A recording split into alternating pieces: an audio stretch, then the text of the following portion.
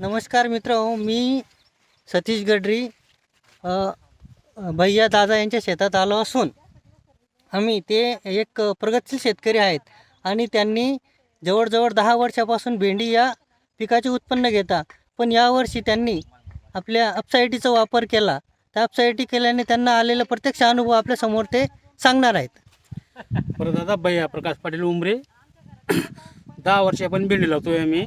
तर भेंडी दरवर्षाला लावत होतो. तर भेंडी आहे ना दर तोड्याला 5 किलो अशी वाढत होती आमच्यावाली. पण या वर्षी आम्ही ॲपसाठी चालतो 3, 4, 5 पोहणे पण आम्ही हेच वापरतोय. मला 10 मिली.